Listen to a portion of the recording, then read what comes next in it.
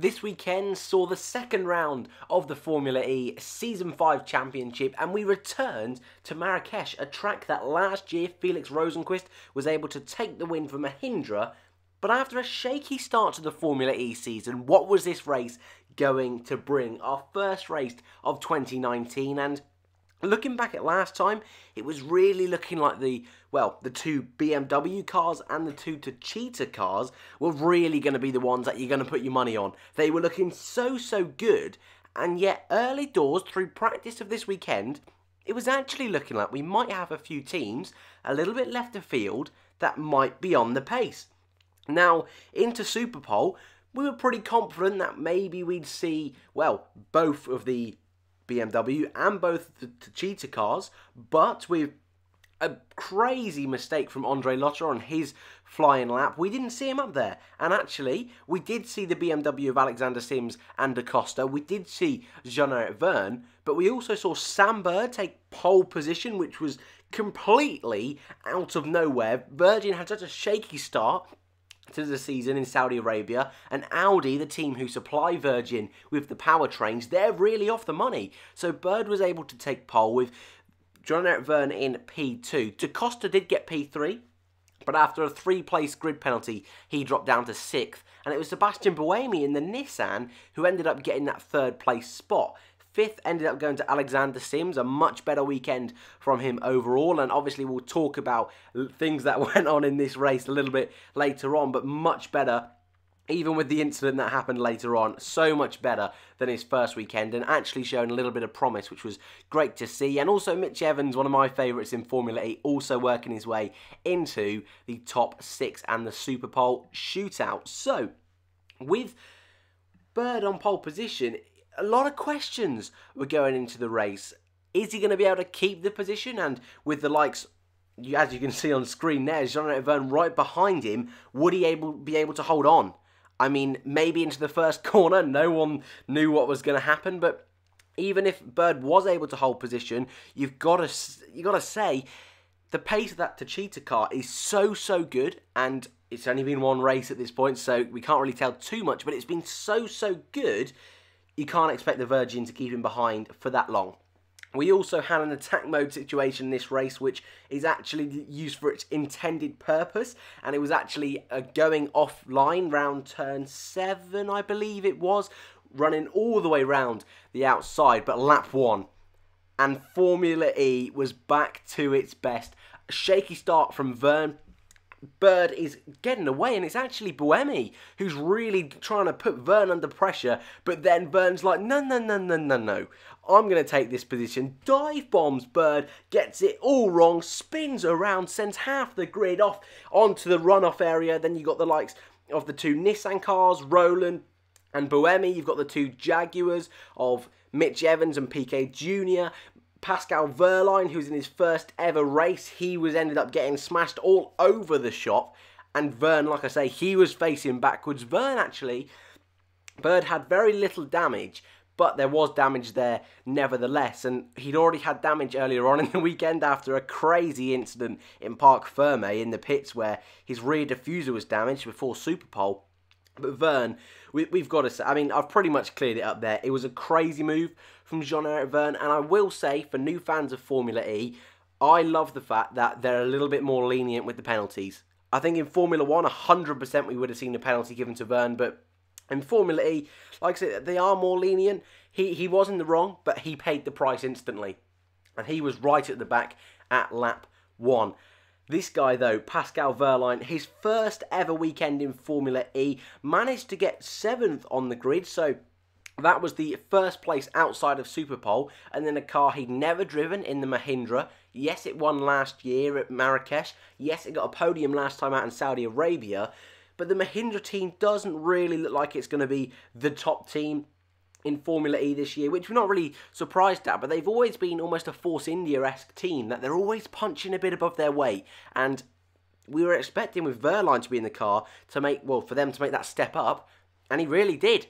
And I was thinking, yeah, in the race, he's going to have a really good go at this, but no, he got punted by Lucas Di Grassi on the first lap in the back. He got sandwiched between multiple drivers, and he was the big casualty of those front runners in that first lap instant. You also saw the two HWA cars of Van Dorn and Gary Paffer also make contact, and they as well went out. Van Dorn instantly on that first lap and Gary Paffer a few laps later. But at this point it was Bird who led the race. From his teammate, Robin Fringe, you also had the two BMWs up there as well. And just behind those guys, you had Jerome D'Ambrosio and Lucas Di Grassi.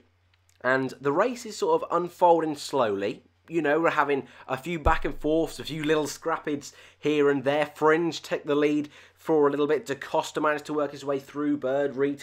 It was all a lot of chaos, and it was a lot of fun to see 6 guys really scrapping it out.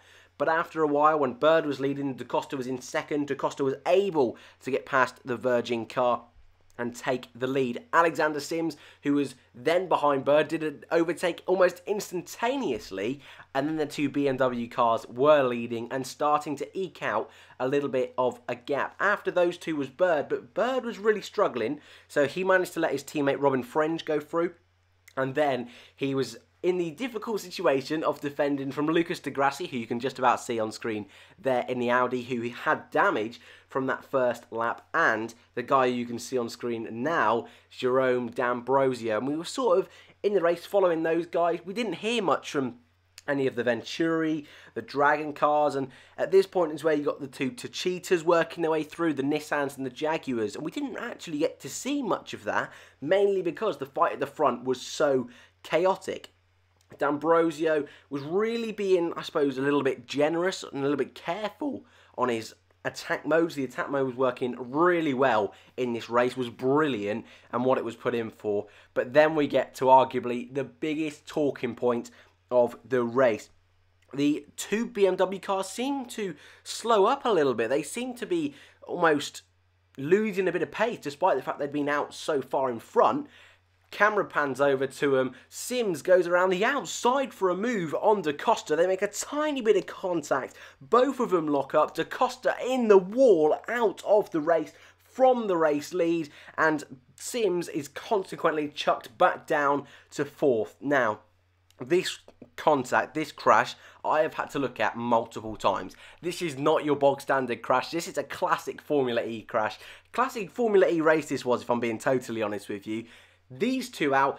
D'Ambrosio at this point had worked his way into 3rd, so inherited the lead. Then we had Robin Frenz in P2, Sam Bird in P3, who'd been struggling all race. And then, crazily enough, you had the two Cheetahs, but Sims was able to just get back in front of those two. So it was D'Ambrosio, Frenz, Bird, Sims, Vern, Lotterer to Grassi. And the fact that Vern had worked his way all the way up into P5, and Lotterer as well, who started at the very back of the grid, has worked his way up to P6, and even Di Grassi from 11th on the grid up to 7th was crazy enough. But the fact that race leader, the guy who's won the first race in Saudi, was in the wall was incredible to see. Now, whose fault was it? I think if you watch the crash, it's Da Costa's fault. I do believe this, because there's such minimal contact between the two cars, and we know the circuit was very bumpy, and that is a factor in all of this. However, he does lock up, and he does just go straight for... I don't think there's enough damage there to force it, and I don't think Sims was in the wrong trying to make a move there.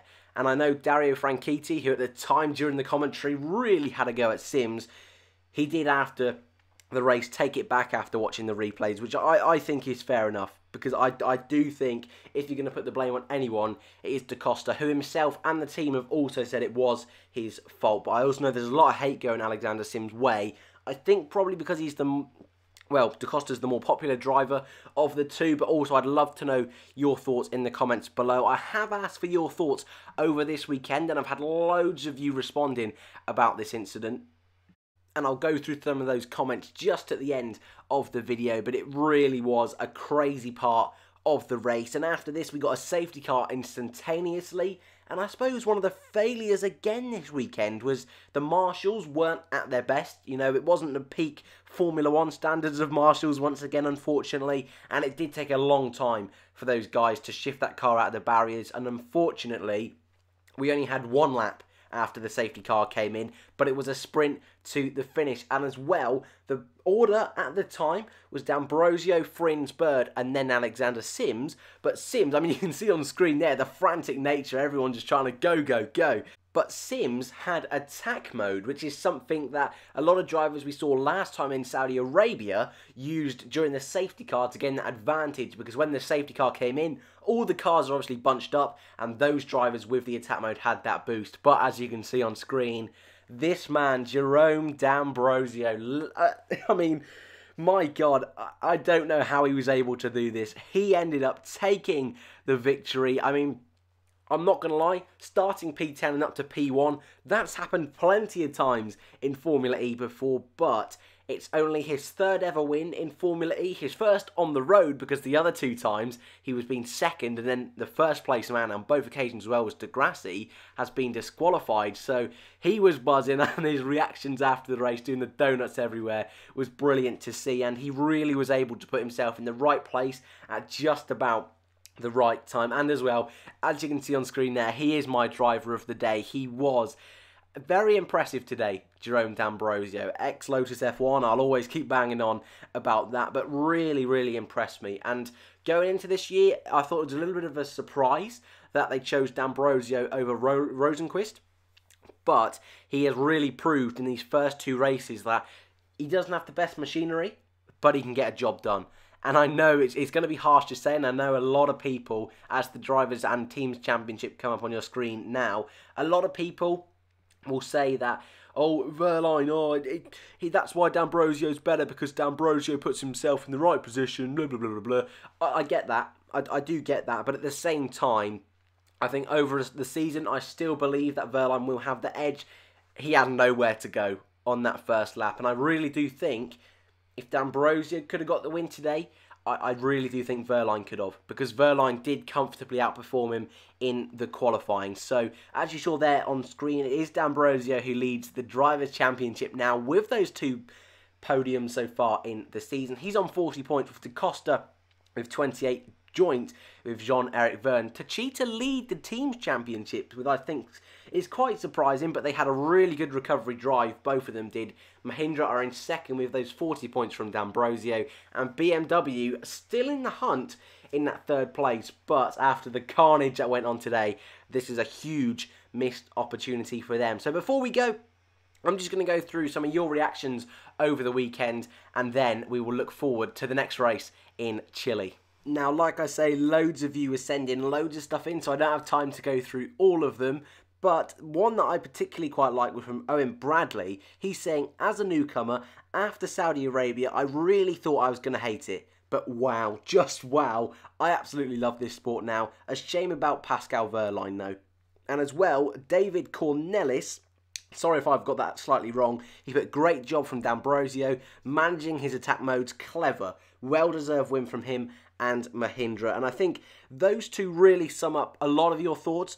D'Ambrosio, a lot of you agreeing that he should have been driver of the day. A few of you throwing out Jean-Eric Vergne as well, which I think those two were the two, but I think after Vergne's first lap incident, you can't really say that he should be driver of the day. Lotter as well, he had a really strong fight back through the field. But yeah, attack mode, I will say, worked so well. It really did, really spiced up the racing, and I'm thinking that are pit stops really needed? Part of me thinks, yeah, adding that extra element, and I know the Virgin boys, Bird and Frins, have both said they'd love to see more pit stops, or pit stops implemented properly. But I think attack mode's acting as a really good substitute at the moment, and I think David Cornelis' comment there about D'Ambrosio being able to manage it, I think, yeah, that was the key why he won the race ultimately. And Owen Bradley's comment about Pascal, it is a real shame. And as well, I'm so glad that people like Owen gave it another go, because like I said, it wasn't the best race we've ever seen in Formula E in Saudi Arabia. It was good, but it wasn't the best, and I think this was Formula E back to its best. Simon Larson saying, awesome race, only a shame we had one lap at the end, and yeah, I agree with that, it was a pain. I asked you guys who you thought was driver of the day. Like I say, loads of you saying D'Ambrosio. We had Mohammed E sorry about that if I've got that slightly wrong again, but he was saying D'Ambrosio, a really well managed race. The Grassy, Robin Friend, Sam Bird also having really good races as well. So yeah, I can agree with that. I really can. And the last one is from Kronoshida. So that's probably horrendous pronunciation, but he has said driver of the day, the guy with a similar nickname to me, D'Ambrosio. His nickname is Dam. Took advantage from the chaotic start, really well energy management, really good attack mode as well, and perfectly overtook the Virgin team and put the pressure onto those two BMWs to make the mistake. And I think that was fair enough, because it was that sort of time where the BMWs were starting to lose their performance. Sims went for that move, and obviously the carnage ensued. I will say before we go, my race rating, something I love to do. This was a really good Formula E race. I'm going to go with a 9 out of 10. It wasn't a 10. Part of me thinks I want to push it down more to that 8 side of things, but I know I gave Saudi Arabia a 7, and it's much better than a 1 point above Saudi Arabia. So I might have to do a little juggle around in a few weeks' time. So thank you guys for watching. Before we go, I will just mention, keep your eye out in the next week or so. I have partnered up with Formula E Zone. If you're not following them over on Twitter, I would go and recommend you do that right now. They do all the brilliant stuff with the Formula E news, and there's some very juicy articles there, which is why I'm getting involved with those guys. So like I say, keep your eye out, hoping to get a few podcasts and a few bits and bobs done with them. So I think we'll talk a lot more in detail about the Formula E race weekend. Also, as well, I do want to mention, hopefully a schedule will be back up and running in the next few days, and 2019 Formula 1 predictions will be with you very shortly. Thank you guys for watching, and I'll see you in the next one.